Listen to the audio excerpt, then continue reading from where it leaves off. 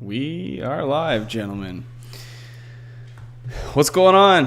Welcome back into the Snap Fantasy Football Podcast. We are doing a little mock draft Monday, as usual, or what we're trying to do usually. A lot of inspiration lately from the Fantasy Whisperers, who just came off a 24-hour mock draft marathon, which Landon and I were a part of, and we are joined by Big Travie from the Whisperers. So thanks so much for popping by, guys. I'm surprised, like Landon said in the chat here, that Travie's even considering being a part of this due to his long it just ended yesterday. So the dude's been in front of a computer for a long time.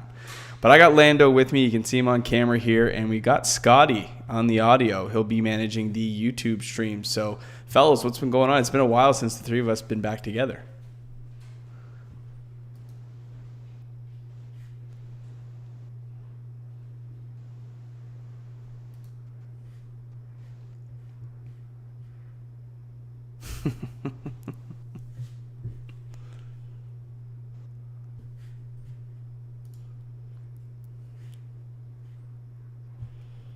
Of course. Also joined by a bunch of Listener League members and awesome. A few more popping in here. So this is good. We're doing things a little bit different here today. A tight end premium, and it's a little bit of an untraditional tight end premium. Not the scoring settings don't reflect any bonuses for tight end, but we are rostering 2 tight ends. So that's going to shake things up a little bit and help us prepare for our Listener League, which is a 14-team Superflex tight end premium tiered PPR. Yes, that's a mouthful, but we're trying to make things difficult on everybody this year, and we're going to try our best to mock draft for it, but it might be tricky. So, Lando, you are the owner of the stream, so you're going to have to kick things off on Sleeper. Yep. My audio is a bit jacked, and my video I think might be a bit laggy. So not sure really what's going with that. But if there weren't problems streaming, would it be a stream? You're just a little kind of off in general. I could, yeah. Well, that's true. Let me just exit some stuff here, but. I'm good. Mack, what do you, since your audio is good, what do you think about Lamar Miller signing with New England? Does that impact your draft strategy at all? You're going to take him in this premium mock draft? Muddy up a backfield I don't really even like to begin with. I've been very vocal, as the two of you know, in liking James White. But outside of him, I don't really think I want to take too many shots on anybody not named James White. Damian Harris is certainly appealing at his ADP, but yeah, I think I'm out on that. Out on the full backfield, I don't blame you. Sony Michel was tough to draft anyways with his injury news. We have him in a couple spots, but right now he's kind of just a hands-off in all categories. I don't think I'm drafting him anywhere. One big piece of news, which is too bad. For any of you that are familiar with the Whoop band, they have basically been breaking into the active tech and health market, and they've been working with the PGA Tour to help players stay healthy, stay active, and monitor their strain. And one of the big thing is monitoring respiratory rate during sleep, which has helped them identify players who have maybe been getting sick and then end up testing positive for COVID-19. And they just announced a partnership with the NFL PA today. So all active players will be wearing a Whoop band, not a sponsor, for the foreseeable future to help with some of that data. Lando's just got on the Whoop bandwagon today. Welcome. I did. I just ordered one. Well, we'll see. I'm the definition of a high-performance athlete, so I'm sure it should help me out with my day-to-day life. There's a mini Heineken keg in Thunder Bay somewhere that definitely will attest to that. All right, should we get this thing going, Mac? Even though my stream, Scotty, are you on the YouTube? How's my stream looking? Is it a little bit choppy? It is most certainly a little bit choppy. We get a little GIF action out of you here and there, just left to right. But I'm sure your picks will, still be the same, whether they're choppy bad picks or smooth and steady bad picks. Beautiful. That sounds good. I have started the draft, fellas, so it should be Easy's on the clock. He's got 1 minute. Oh, shocker! Christian McCaffrey. Patrick Doyle is not in the room, so I wonder if he will get on this train.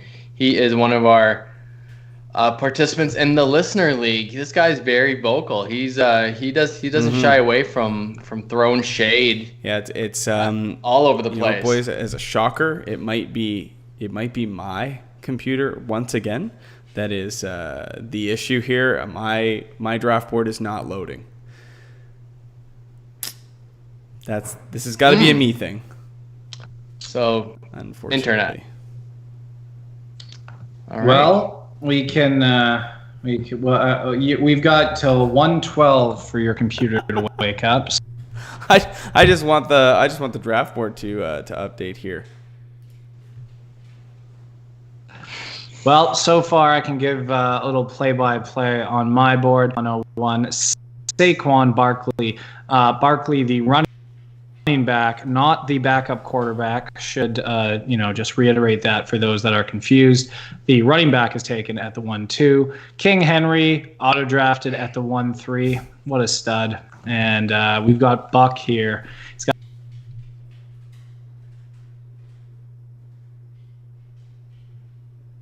written down 9, 8, 7, 6, 4, 3, is he 2, 1, and we seem to be back up and running here on my end. Hopefully it is sustained. Zeke at the 1. All right, Christian McCaffrey, Saquon, Derrick Henry, Zeke off the board. Good select. I guess other than the Derrick Henry pick, it's auto drafted at the 3. It's pretty standard in what you would see. Adam up on the clock right now, 30 seconds left. I wouldn't be shocked to see Alvin Kamara. Yep. Oh, Clyde Edwards-Helaire. So Scott, like, we did the mock draft marathon with the Whispers this weekend, and I was shocked when I saw this news, but Clyde Edwards-Helaire, now with the news of Damian Harris opting out, is sliding up. This is what Travi and Johnny told us, sliding up into the middle of the first round. What do you think about that?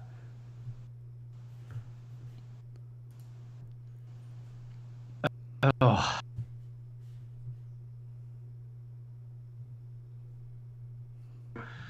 I don't know if he's your 1 to 5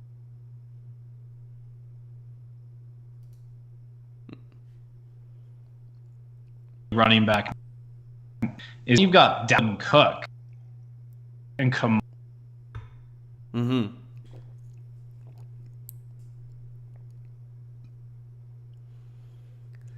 A little bit. And I have to put up seeing that run of running backs there, no pun intended. 7 straight running backs to start the opening round. Michael Thomas going auto drafted at the 109.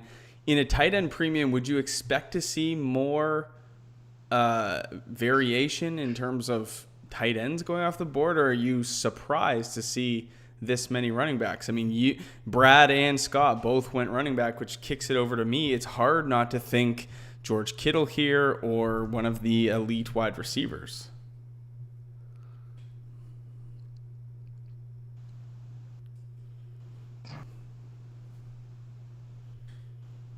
Right.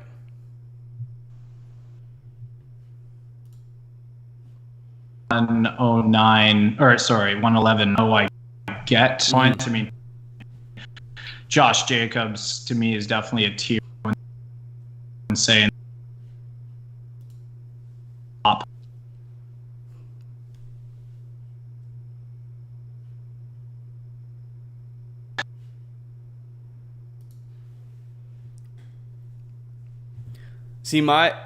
Go ahead. I know tight end on the back end here, so tier of Miles.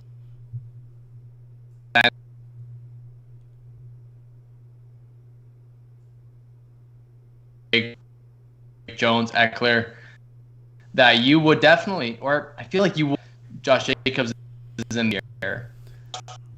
To me, Josh Jacobs still elite. So Travis stacking up here, going Tyreek Hill, Pat Mahomes. Now, over the mock draft marathon, he was heavy Pat Mahomes in the second round. I didn't think he was as heavy as 201, but that's an interesting pair.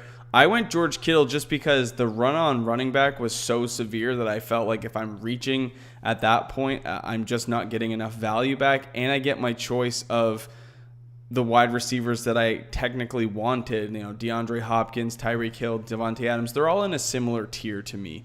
So I didn't really lose out on too much, and I'm going to forego the running back position here, and I'm going to go DeAndre Hopkins.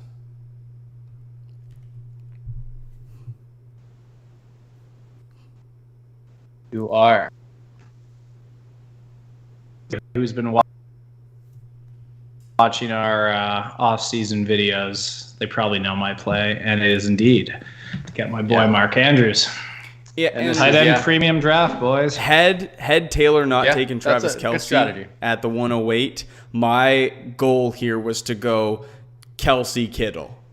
I wanted to see what my team would look like if I start off tight end. Jackson here. He seems to be really high on him this year. I would actually consider it at my pick if he neglects to take it. In these big 14-team leagues, you want to have difference makers, differentiators at their position. Taylor obviously went Kelce. He is that, and I do is also position. So this would be a really good start for. Maybe he's just waiting for the. Hear my audio, so I'm gonna stop talking. So it's Scotty. Oh, Scotty's audio. Can't hear Scotty at all. We're gonna have to figure out the streaming thing. It's man, this is crazy. Lamar Jackson. Maybe Taylor was just waiting for the 30-second delay to pick up maybe what you would say. But Austin Eckler off the board after Lamar Jackson. Kenny G to the auto-drafted team. Curious to see what Adam does here. Listener League contestant. Went Clyde Edwards-Helaire ahead of Alvin Kamara, which I think is a little bit crazy, but, do you, man. It's a crazy year.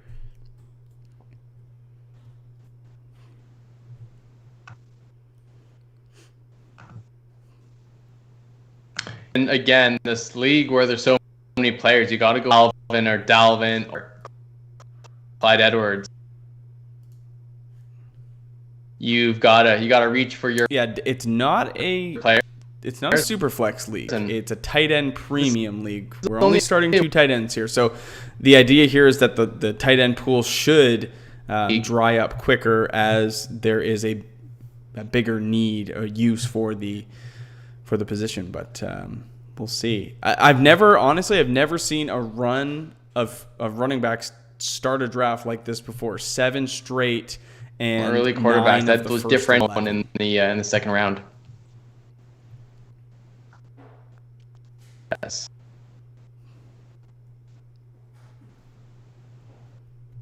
Would you have gone George Kittle where I went, or would you have went wide receiver? I figured I needed Austin Eckler there at my dry up real quick. So right.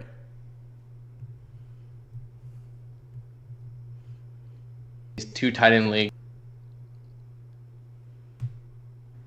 2 of the lower end. It is. I mean, it's kind of like a super flex league. Pardon? So lucky. Yeah, let alone 1 2 tight end flyer, you're lucky. Let alone you have to get 2 starters on to produce for your team. So you guys have the locked and loaded safe floor with even just gives you an advantage at that position. And the other thing is when you think about, okay, I've got to start 2 tight ends, most teams are going to want to roster 3. And if you do the math here, 3 times 14 is 42 tight ends. We would definitely agree that there's not 42 startable tight ends. And so it's going to be a race to roster those guys,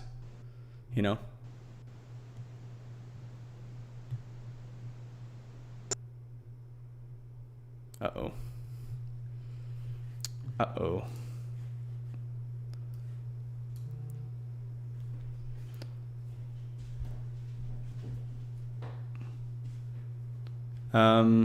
Okay. Echo on this live.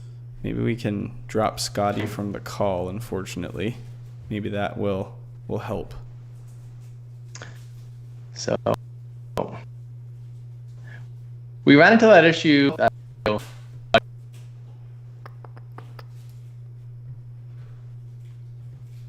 Scotty is muted.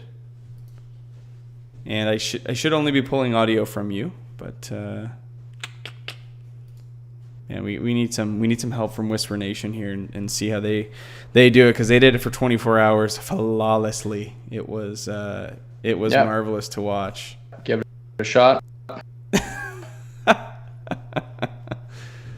Man, like, it's maybe I understand now when I used to make fun of my parents when they couldn't use technology, and now I'm 30 and I can't do it.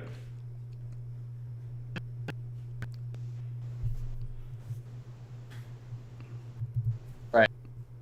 Mm-hmm.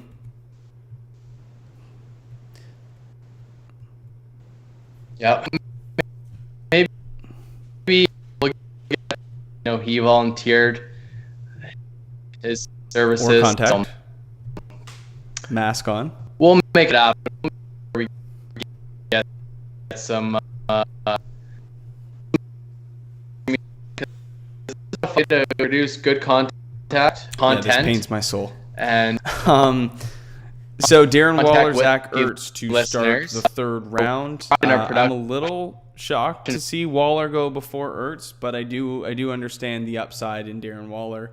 Then we've got a run of live stream. Another run of running backs. And the question here for Brad is, does he continue to take running backs because they're drying out, or does he, with two already, go a different direction with a tight end or a wide receiver? Like, there's only been 1, 2, 3, 4, 5, 6, 7, 8, 9. You could get a wide receiver 1 in the third round in this draft, which is crazy to think.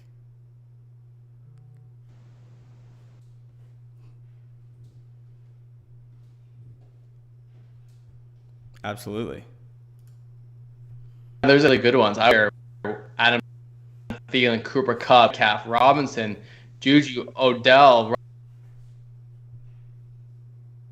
He might not. I mean, you can only fit so many in there, but they and you know me, like, taking Miles Sanders or Joe Mixon as my RB1. I mean, I'm okay with it. It doesn't give me the warm and fuzzies, and taking George Kittle may have put myself in a little bit of a hole, but when the run of running backs is so deep right now, I mean, I think being a little bit overdrafted, it's easy to just panic and take, all right, I gotta get a running back while they're hot. But I'm going to show you in this draft that it's not that bad. You can go out in this situation and get best player available and still put together a pretty solid team. So I am going to grab the best wide receiver available and build my team out the best way that I can. Between DK Metcalf, A.J. Brown, Allen Robinson, I like A-Rob the most. I think the ceiling is higher on A.J. Brown.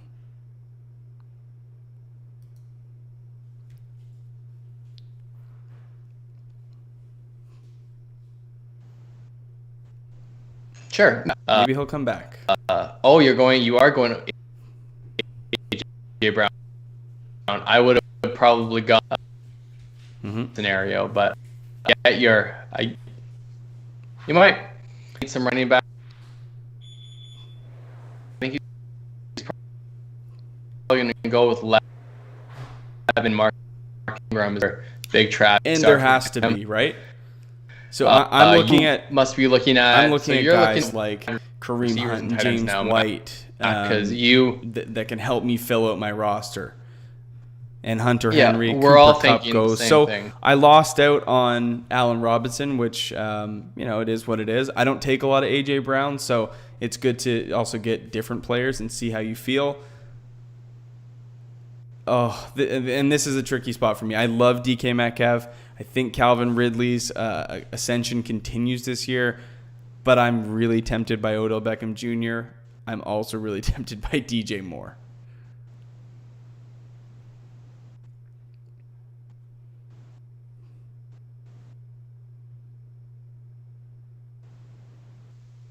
Some really good left, and I'm going with the player with the highest ceiling. hope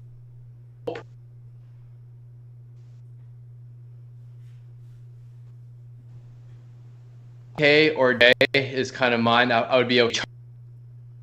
Mark, I suppose. So that Mark Ingram just goes. So I'm definitely guaranteed one of these three guys, which is great news for me. I do like what Brad's done. Going Nick Chubb, Joe Mixon, David Montgomery. To me, that's a solid stable of running backs, and then gets DJ Moore in the fourth. The run of the overdrafting of the running back position has pushed the wide receiver value so late. And to think that you also start Dalvin Cook, Austin Eckler, Melvin Gordon, and get DK in the fourth, that's a really solid way to build your team. I'm going to try and do the opposite, grabbing the wide receiver value and George Kittle a positional advantage, and seeing how I can make up for running back later.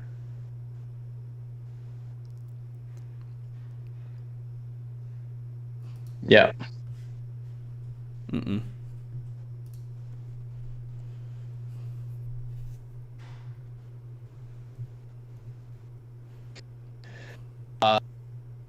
Rushes and where hit on these guys. The James Whites of the world, those guys need to hit for you a little bit harder if you're going to have a successful team. Now, running backs, especially if they come up to a slow start, you might need to what you think is an overpayment for a workhorse. The only thing that I'll say to keep in mind, if you get into a situation like I have here and you're like, I always go running back heavy, I'm panicking a little bit. If you take a solid stable of wide receivers, that have tremendous value, like the three that I have, or George Kittle, don't forget that you don't win your league right here in this moment. There's something called trading, and there's something called the waiver wire. And using those two things throughout the season will help you win a championship. The more assets you have to be able to work with, trade, the better. So, pair two of those wide receivers together and go get yourself that running back that you couldn't draft because it didn't make sense to reach, right? Don't just settle. Grab best player available and figure it out later.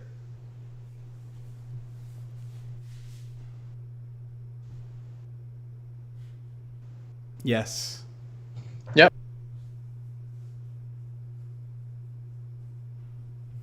I was fading Zach Ertz. The targets for Ertz are going to be incredible and value. So I would have also picked Ertz over Waller. I was hoping Ertz would get back happen, but to his guns and go with two perceived high-end tight ends, then he could take late a guy like Jarwin to really get. Yeah, no, absolutely. It's a nice little pairing to have. What are your thoughts on Tyler Higbee? I mean, you look at his game log from last year, and if you look at those last 5-6 weeks, it's hard not to deny. I think he had 500-yard games, double-digit targets. It was fantastic. Do you think that continues?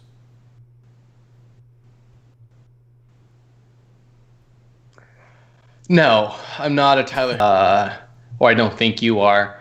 I think that's going to be more of a committee with Gerald Everett.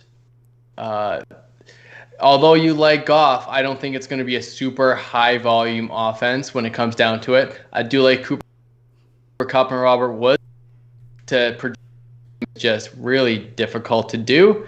And I'm not really in that camp. I think the reason why we project that is they might be in more negative game scripts than they have been the last 2 years. And that's, I think, fair to say with Todd Gurley moving on and sort of a muddied backfield with a rookie and a sophomore and then Malcolm Brown.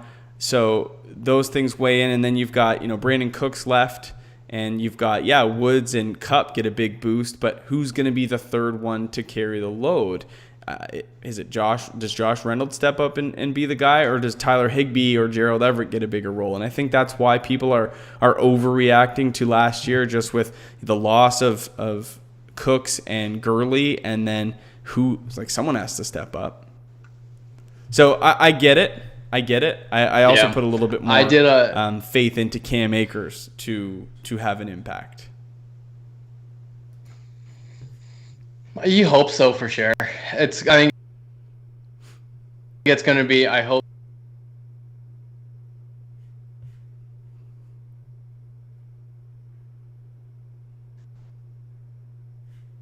Cam Akers gets 40%, and the other two switch between that share the right.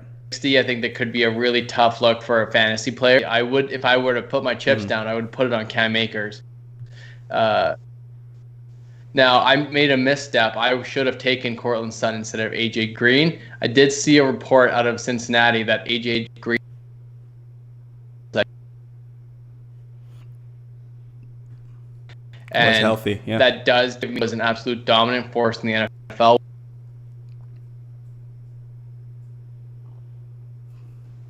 %. I think he still could be a very good quarterback, at least good for fantasy.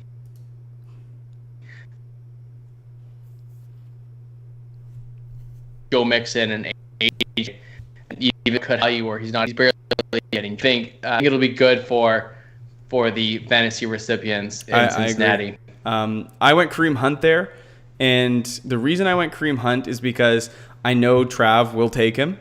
So Travis is in the same situation I am. He's probably going to take two running backs. There's Ronald Jones. There's Cam Akers. I figured that would happen, and I did want to get Kareem Hunt and one of the rookies. So, had he gone Akers and Dobbins, I would have got Rojo, which I'm cool with. I'm going to take Kareem Hunt, and I'm also going to take J.K. Dobbins, and I'm going to build not the best pair of running backs together. They are technically both the backups. Here's a question for you, Lando. We've already established that that's what you need. J.K. Dobbins doesn't need Mark Ingram to be out of the lineup to be successful or relevant. And the same narrative exists with Kareem Hunt. If Nick Chubb were to injure himself within the next week, where are you drafting Kareem Hunt in your fantasy drafts? He's going probably one or two spots behind where 110. I think Nick Chubb. Or you know what? He might even go ahead. You're right. He might go ahead of that spot. He's probably going where I took Dalvin Cook. Because the thing with Nick Chubb is that he still has Kareem Hunt in that back. His running back that he's on the Browns, it's not going to be that high. So really, he's a top 10. And you remember back to those Kansas City days, he owned that backfield. He was elite. He could win you weeks. And that Kareem Hunt has not gone away. He's removed himself from the spotlight for off-field reasons, but he's still that talented, explosive player. And that's why people like him so much as like their RB3 and onward. I have to take him as my RB1 because of my earlier strategies with George Kittle, and maybe that didn't pan out for me in the end, but I've got value elsewhere. And if Kareem Hunt and J.K. Dobbins can find themselves into fantasy relevance earlier in the season, I'll be okay. Yeah, there's definitely a good half dozen to 10 players that if the starter goes down for some reason, then that the backup, the incumbent, is a locked and loaded guy. We do know with starter goes down, it's more of a committee. We'd love to think that there is one guy that gets 85% of the workload, but that is rare. Even a guy like Zeke Elliott, he barely gets 80%, and that's considered a workhorse. So there's There's a handful, but Kareem Hunt falls into that category, and like you know. So this time in my pick here at the 6th, Ingram. I don't have Evan Ingram in a lot of my mock drafts. I still think he has the potential to be one of those top end tight ends, but we haven't seen it in a couple of years. So people, I don't blame you for going the Darren Wallers and the Higbees and the Hunter Henrys of the world, but we know that Evan Ingram has that upside, and that's at this point.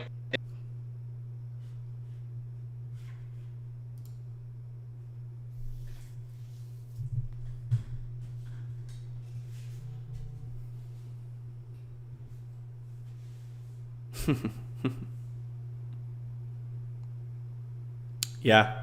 No, you're right.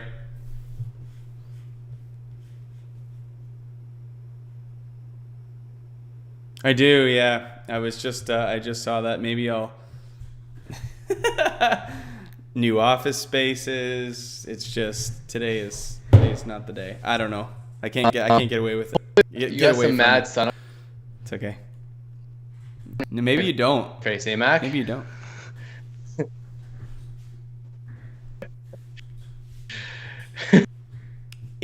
Is it warranted though? That's the question. Is it warranted? Is his ascension up draft boards actually worth that? Our Gibson is a nice little guy that's going to start, and he does. And that doesn't really speak to running the football. Rhyme the Washington Redskins or Washington football team. No. I listened to the footballers today and the ball in a lot in. So and we know that Antonio Gibson can catch the ball. So that running through the air, whether it works or not, because it's such a bad team in general, there's a world where that happens.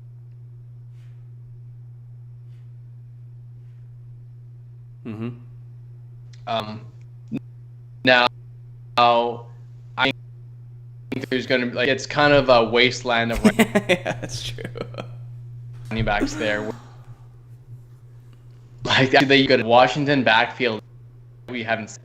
Similar with Antonio Gibson. He's got lots of upside. You got Adrian Peterson that is going to, in a fill-in spot, might give you 8 points for your fantasy team. And then there's Julian Edelman, too, that we think he could be fine. But we hope he's relevant for your team. There's a world he is, and I hope Cam Newton is that.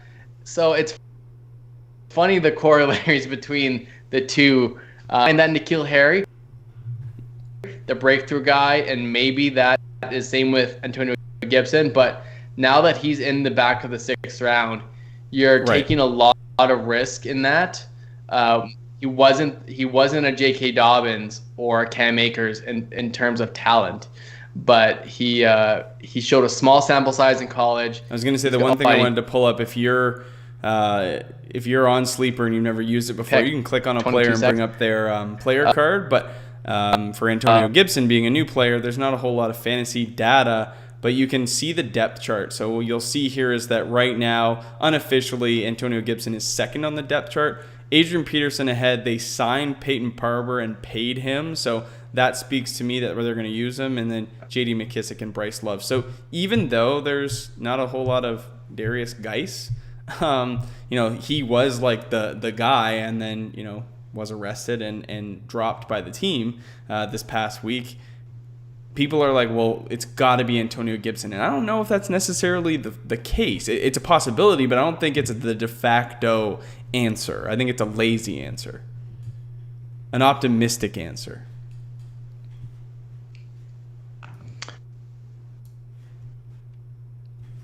Yeah, that's thinking about going running.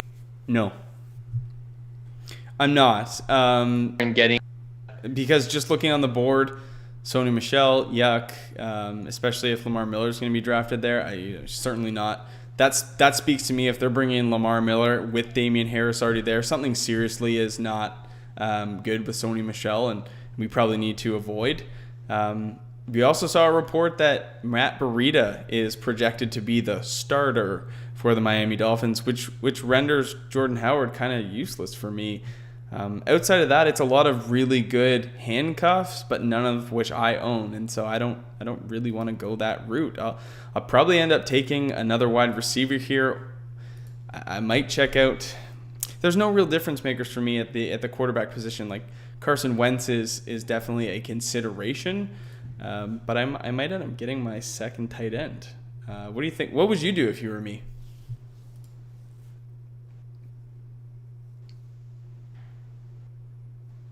I do.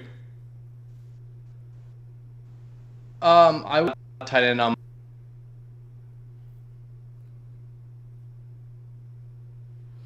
Yeah, I'm really, as always, I'm very tempted by the rookies, especially CeeDee Lamb or Jerry Jeudy, who I think are both going to be fantastic. But I already have J.K. Dobbins, and I'd rather not put too many rookies in positions where they have to be starters. So you're right, I'm going to go Slayton. And then depending on what happens on this turn, I'm going to tell you what I'm going to do next. Yeah.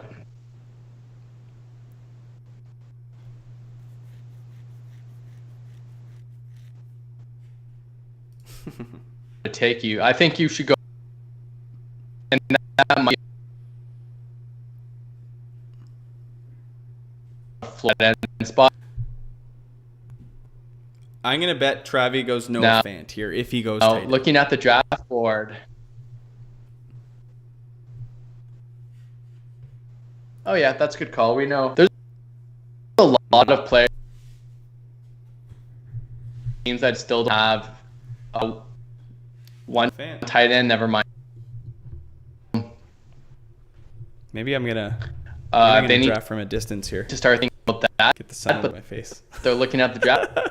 I'm going to do a quick little ad-lib here on the fly, spill a couple Funkos over, and there's no way Travi goes for a third tight end, does he?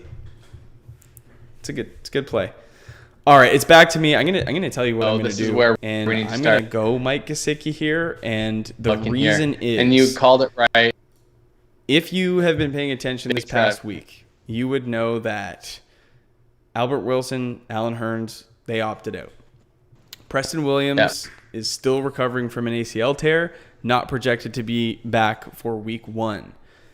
That leaves a lot of question marks in the wide receiver core, and whether you want to go out and believe in Kirk Merritt or you want to believe in Jakeem Grant to step up, that might not be the case. So, where are the targets going? They're going to be peppered, whether it's Fitzpatrick or Gesicki. Fitzpatrick or Tua. They're going to be going to Mike Gesicki. They're going to be going to Devontae Parker. I think both of those guys get a big boost.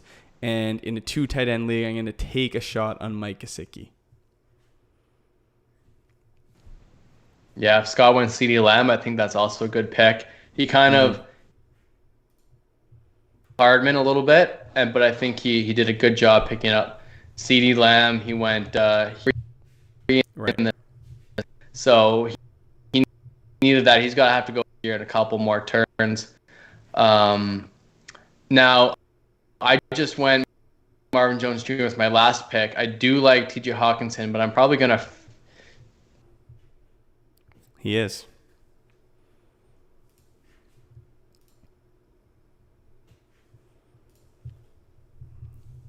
What's going to be super crazy when we do the Listener League draft is going to be, right now my strategy going tight end early, it sort of forces me to go quarterback late. Because it's a single QB league, tight ends are being taken, ahead of many quarterbacks. It's sort of flipping it upside down, and I'm gonna have to go late. But then we go super flex tight end premium. They're gonna be intermixed, and it's really gonna be interesting to see where people take tight ends or where people take quarterbacks.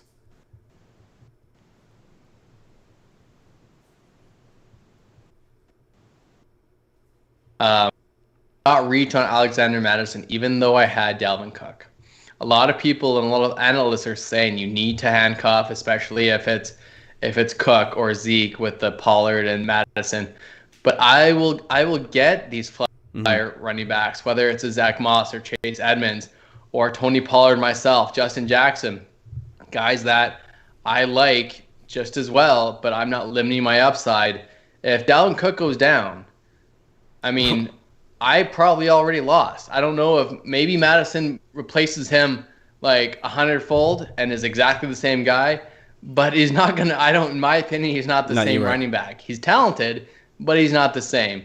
So I want Dalvin Cook to stay healthy, but then I want a starter from another team to get hurt, and then I've got their backup. So then I heard an interesting take from Jason Moore from the Footballers, and he talked about in best ball leagues not handcuffing the players you have like a Pollard with a Zeke, but taking other people's handcuffs because, if Zeke goes down, you got Pollard. Yeah, that's what I'm saying. But your team didn't get any better. It got worse because you lost a player, right? Yeah. So you can actually have an injury happen to a competitor's team, exactly. And you actually have the handcuff, which I think in regular leagues does have some merit because if in this case, the Dalvin Cook owner goes down, now you have another startable piece, but B, a huge piece that you can trade away or package deal for an elite player. That's just kind of the right way of saying what I've been trying to say for weeks. Like, this is what I've been trying to get through. It's just hard away, but that's exactly right. Your team doesn't get better if your starter goes down, but your team will get better if you got the handcuff to in a someone best ball else. league where you draft your team and the computer puts it all together. There's no waiver moves. Like the strategy does change. So I think that Jason is essentially right. I don't see any problem in a league like this being able to handcuff because of all the moving parts that can be employed in fantasy football, waiver wire, trading, whatever. But there is something to be said with stealing somebody's handcuff and using it as trade bait down the road. Trade deadline, injuries, who knows? Absolutely right. You're absolutely right. So after my first 3 rounds of running backs, I have not taken one, and then it's round 9. I went 3 tight ends, so I went kind of what we've seen before in Evan upside. We've seen T side. Got the floor in Jared Cook. He fell right. But I don't know why you're taking Blake Darwin over Jared Cook.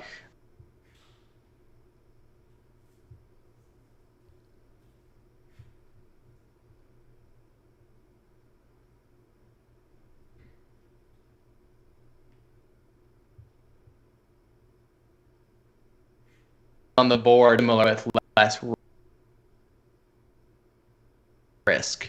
Taylor might be liking the advice we have there on Tony Pollard with the handcuff situation and going out and reaching for him. Look here, I don't love this pick, but it's a player that has upside, and I could go either way with this. And I think whatever player I don't take, Travi's going to take. So between Darrell Henderson and Zack Moss, I have 0 Darrell Henderson.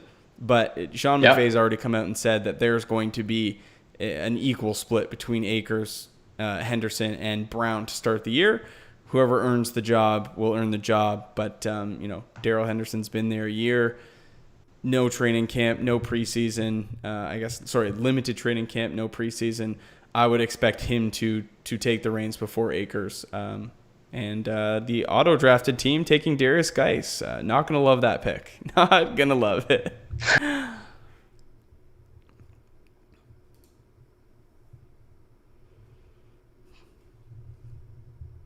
Mm-hmm. Are a little bit muddy right now that either guy can win the job. Right. If you think that Zack Moss can overtake Singletary and you're in that camp, getting both guys a value. But when there's a locked and loaded stuff, you're limiting the upside, and it's not my most advisable draft strategy. Although it could work, it's not that project, one of those projects that that really, Okay, well, back on to me, and yeah, Zack Moss went. If he had made it back to me, I would have definitely taken Zack Moss, just for the reason that I don't believe that much in Devin Singletary. Of course. I think they drafted Zack Moss in the second round for a reason, and he's a goal line back. He's a big boy, one of the most elusive runners in NCAA last year. I think they're going to use him, especially around the goal line. Take over that Frank Gore role. But I'm going to go upside here. Justin Jefferson fills in the shoes of the vacant targets of Stephon Diggs. Sure. I think he could have a massive ceiling. He's a great route runner. I think just as good as Jerry Jeudy, which is high praise, and could make a big difference.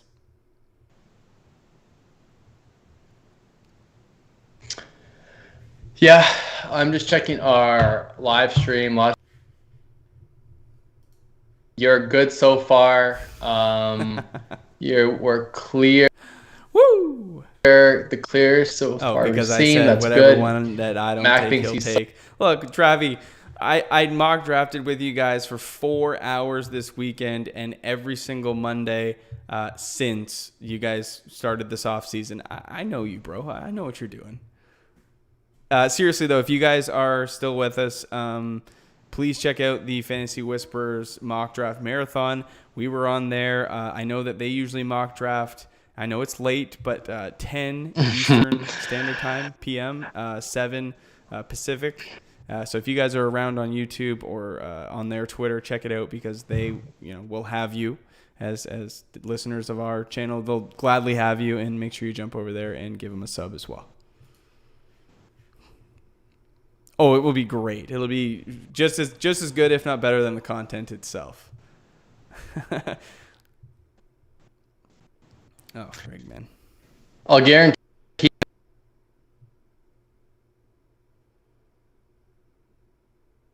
Yeah. Mm-hmm. Yeah, we can't say the same. So I'm going running back. I've been talking about for a few weeks now, and that's Duke Johnson. And waited so long that I might next Duke Johnson. Other guys I would expect I go right back again is going to be Dylan, Anthony McFarland. Those two rookie running backs, I think, present upside, get the workload as well. There's still, I don't need it anymore. So You're not looking at Dawson Knox? What's wrong with you? Will Disley or Thomas, Dawson Knox. You need it. I knew I was expecting Interesting that. take from the mock draft marathon.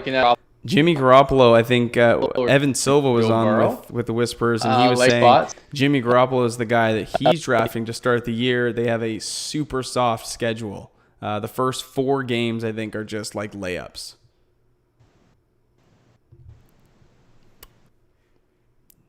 A good little nugget. Again, that's why you guys need to go and watch that mock draft marathon. Pick up all those little nuggets from the experts that drop by.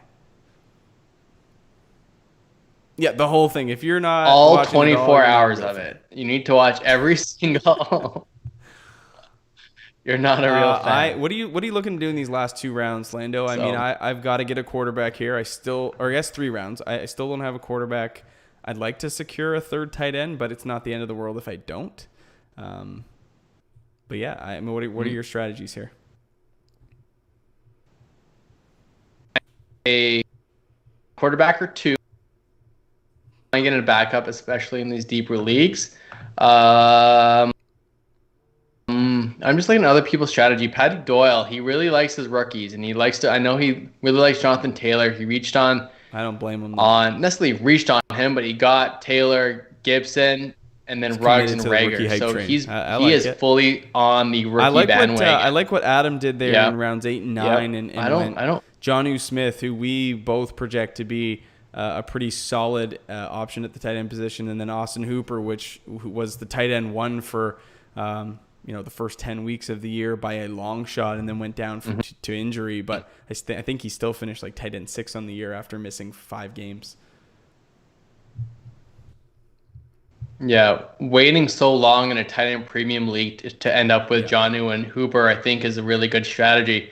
very similar in my strategy as well. But I ended up taking Ingram instead of a guy like Debo or a better quarterback or Will Fuller. So no, I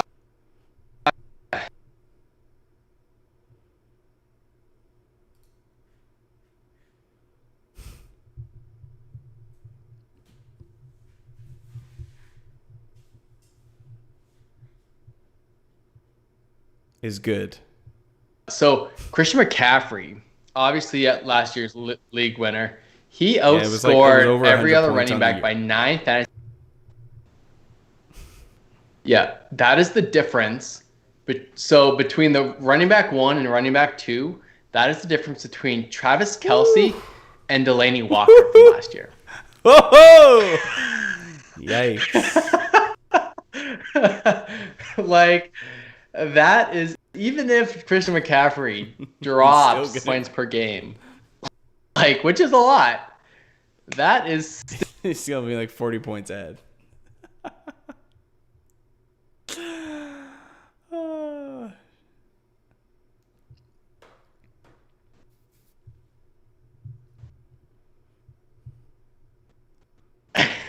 Oh, well, here's the thing, though. Like, Christian McCaffrey was used at such an unsustainable level last year, just out of necessity, because, like, with Kyle Allen back there, and I can't remember the other kid's name, was it Will Greer for a couple games? Like, there really wasn't much else to do other than ditch it, a 5-yard pitch to Christian McCaffrey in the flat and let him do his thing.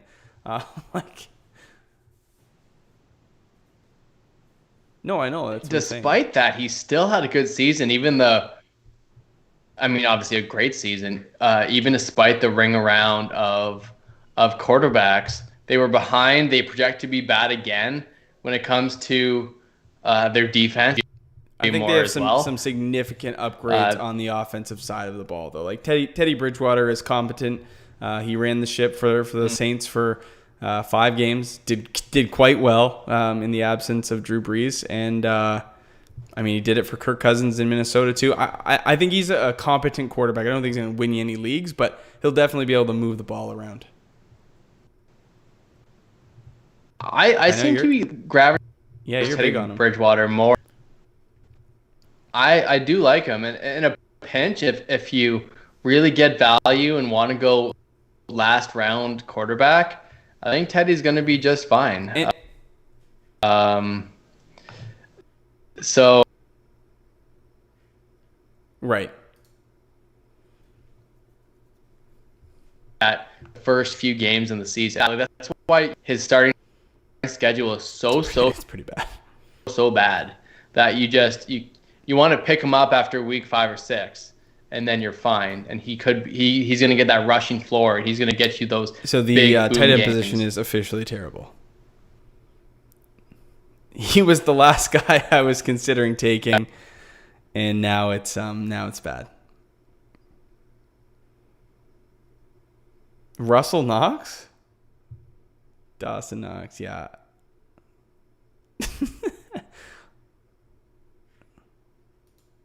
Yeah, but I can get him way late. You know what? I'm going to. Oh, this is awful.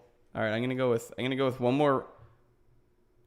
No, yeah, okay, no, I didn't. I got my guy. I do buy into the fact that Nyheim Hines is a very capable pass catcher and will be used somewhat to the tune of like Duke Johnson.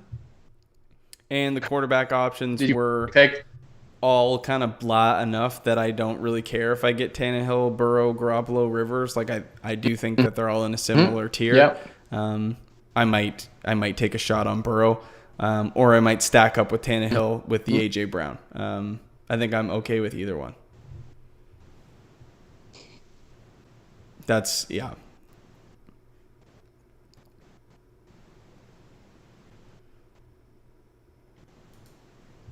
Same with. And that's the thing, right? Like, and this is what's going to happen. Think about this.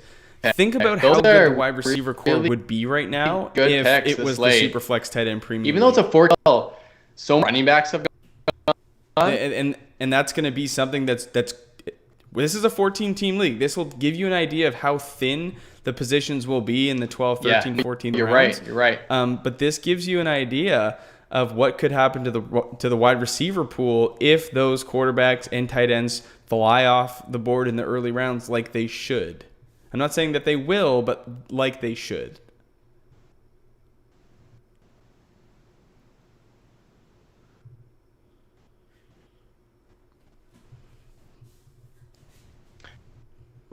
Yourself to go upside down, and that's a term that the used a lot. Draft ups go with the end, and then wide receiver heavy, and then get on running back, or are you gonna Miles Sanders or DeAndre to the real if the draft unfolds itself like it did, it's gonna be really hard for me not to go Patrick Mahomes or Lamar Jackson, and in a super flex league, that's not going to happen. I don't. That's right. With the way things panned out, I don't dislike going George Kittle there because again, tight ends get in a tiered PPR league, they get half a point more, which is in the end going to be 50% more points than any other pass catchers. So there's a distinct advantage in having an elite tight end, but also having maybe multiple tight ends that you could roster.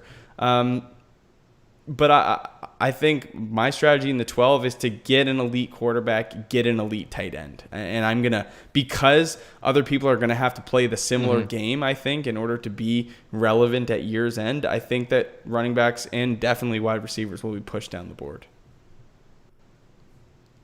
But conversely, if people take what I just said too much to heart and out the gate is quarterback, Christian McCaffrey, Ezekiel Elliott, Saquon Barkley, tight end, I'm gonna take running backs because that's the value. So you gotta stay water. You gotta be able to react to the draft too. But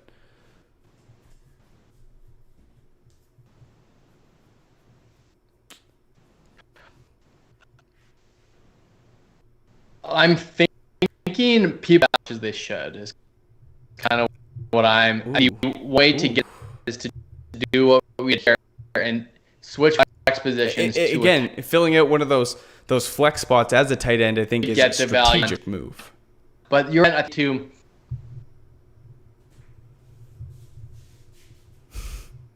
flex. See, okay, but here's the thing. It is a 3 wide receiver league. So there's going to be a need for those wide receivers to be taken. I understand what you're saying, limit the running back. I think that just brings running back to the forefront even more. Like, to take them early. Doing what? Oh, yes, but you're still going to want to take at least 3 or 4, and why not have them be elite? I know what you're saying. I think... I also wouldn't take away the opportunity for someone to say, I want to start 5 wide receivers. If you're going to want, I think.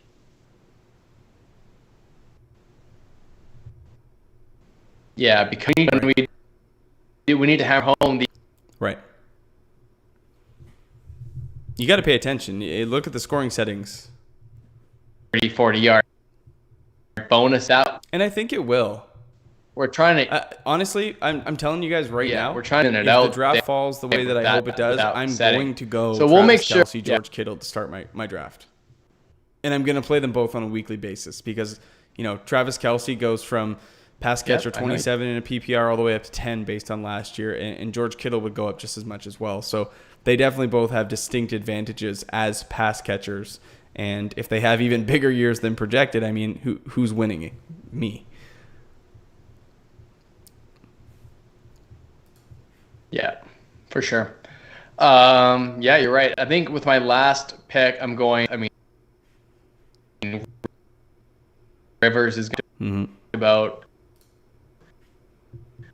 Sam Darnold as well. I have no one to stack because I decided to pick players on good teams. Gordon, so I'll just pick the Drew Lock with my last pick, and then. I have the safe floor with Jimmy Garoppolo, and then I could go upside. Drew Lock. I do like Drew Lock this year. I just think with with everything that they have to work with in Denver, it's going to be hard for him not to be successful. I mean, you look at every position. Melvin Gordon can do it all. Phillip Lindsay is no slouch himself.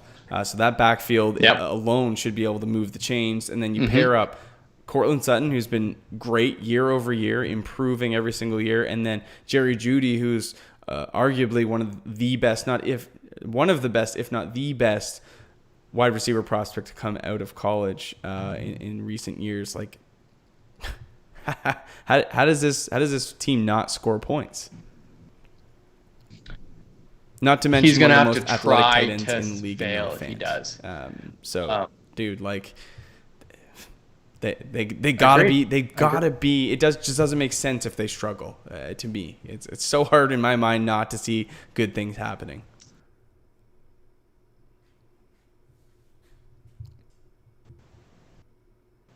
Yeah. I do legitimately think him. I mean, maybe not that he percentage. I mean, not drops. Well, when you get 9 targets and you drop 3 of them, that's tough to come back from, you know. Yeah. So, but I do think he's extremely athletic, and they do have. I mean, he's going to be that third option aside from running backs in that offense, and he showed spurts of brilliance when he did do it. And I think he'll get better this year and get that catch percentage back to where it should be. And that a lot of players couldn't because of his profile.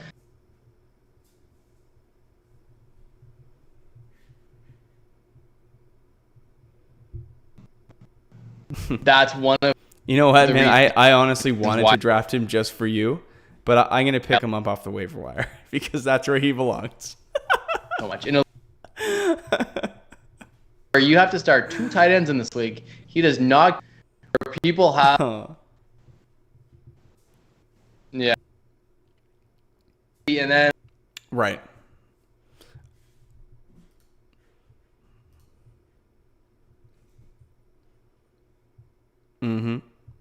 I'm going to just reorganize. Actually, no, I can leave it the way it is. Just going down the list here, whose team stands out the most other than yours, myself, and Scott's? Don't do with people like that, man. Oh, gross.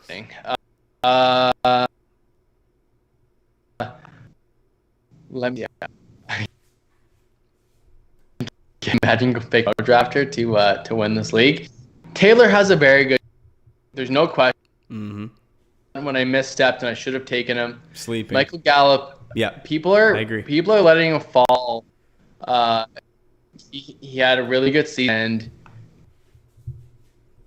And the addition of CeeDee Lamb has pushed his value down. He's no longer that guy that we would really like. But there's no reason Dak Prescott doesn't repeat what he did, even throws 5,000 yards this year, especially if their defense. Oh, it won't be. Trust me. They're going to struggle again. And they lost a lot of one-score games, and that should revert back, and he should have a big season. And Michael Gallup, we know he has trust in him, and he's going to be the number 2 guy, despite how much we like our CeeDee Lamb. So Taylor has a really good team. He got value in Tyler Boyd and Christian Kirk. Picking up good later round. I would have probably liked him to take maybe one more running back. I just love to have so many running backs in these leagues, especially in the 14-team league. It would have been advantageous, I think, just with how few wide receivers had gone to go Kareem Hunt or Ronald Jones at the Courtland Sutton pick. But I mean, look, I don't hate it. It would have been great if DeAndre Swift fell to him too. Chelly's been listening to you too much. And he overdrafted David Montgomery. Who do you like better, David Montgomery or David Johnson? He should have gone with. Well, I like all of Adam Thielen, AJ Brown, Allen Robinson, Odell Beckham, Cooper Kupp more than I like David Montgomery. Now he got lucky. Right. He got Evened out. DJ Moore where he did. So it kind of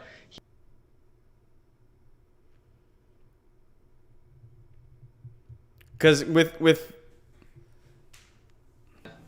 Allen Robinson, and then he probably could have gotten right. No, I think the value on instead. DJ Moore is fantastic, and I would have taken him as well. But I went off the board with what I usually don't do with AJ Brown, and I had to go back with one of my guys in OBJ, which I think the value is fantastic this year. But yeah, getting DJ Moore back, Marquise Brown, Brandon Cooks, Jerry Jeudy, that's a solid little wide receiving core. And Dallas Goedert, I like Jared Goff. Yeah, you know what? He might be pandering to me just a little bit too much, which I'd hate to say, but it's definitely one of my favorite teams. Sure.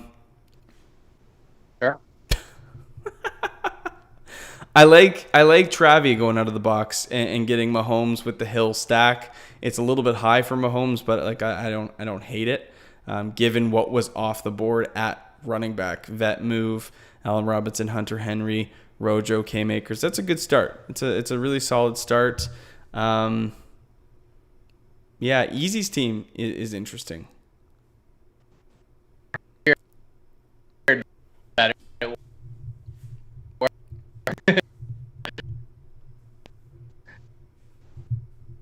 Mm-hmm.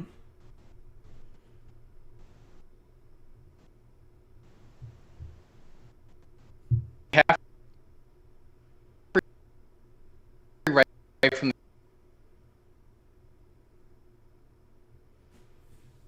Right. Yep. Positional advantage. I Mm-hmm.